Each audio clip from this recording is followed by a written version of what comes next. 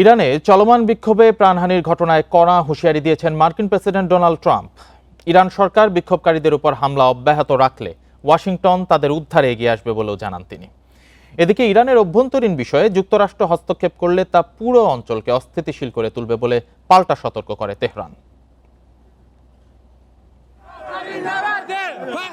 দারিদ্র্য ও জীবনযাত্রার ব্যয় বৃদ্ধির প্রতিবাদে গেল ২৯ ডিসেম্বর তেহরানে বিক্ষোভ শুরু হয়। শান্তিপূর্ণ এই বিক্ষোভে মঙ্গলবার যোগ দেন ১০টি বিশ্ববিদ্যালয়ের শিক্ষার্থীরা। এক পর্যায়ে সেখানে সহিংসতা দেখা দেয়।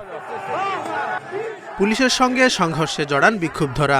জনশৃঙ্খলায় বিঘ্ন সৃষ্টি এবং সরকারি সম্পদের ক্ষয়ক্ষতির অভিযোগে বেশ কয়েকজনকে গ্রেপ্তার করে পুলিশ। ঘটে হতাহতের ঘটনা।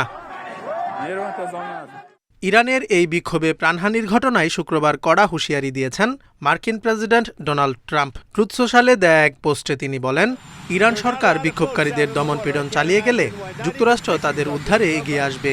এ লক্ষ্যে মার্কিন সামরিক বাহিনী পুরোপুরি প্রস্তুত বলেও জানান ট্রাম্প। শান্তিপূর্ণ বিক্ষোভকারীদের উপর গুলি চালানো এবং তাদের হত্যা করা ইরানের পুরনো অভ্যাস বলেও মন্তব্য করেন মার্কিন প্রেসিডেন্ট। এদিকে ইরানের বিক্ষোভে হস্তক্ষেপ না করতে ট্রাম্পকে সতর্ক করেন তেহরানের সুপ্রিম সিকিউরিটি কাউন্সিলের প্রধান আলী লারিজানি। তেহরানের অভ্যন্তরীণ বিষয়ে যুক্তরাষ্ট্র হস্তক্ষেপ করলে তা পুরো অঞ্চলকে অস্থিতিশীল করে তুলবে বলেও হুঁশিয়ারি করেন তিনি। এ সময় ইরানে যুক্তরাষ্ট্রের যে কোনো ধরনের হস্তক্ষেপের দাঁত ভাঙা জবাব দেওয়ার ঘোষণা দেন লারিজানি। বিশ্বের অন্যতম দুর্বল মুদ্রা ইরানি রিয়াল। সম্প্রতি ডলার ও অন্যান্য বৈশ্বিক মুদ্রার বিপরীতে এর মান আরও কমে গেছে। এতে জীবনযাত্রার ব্যয় বেড়ে যাওয়ায় বিক্ষোভে নেমেছে দেশটির ছাত্র জনতা। Zobayer Hossain, Independent news.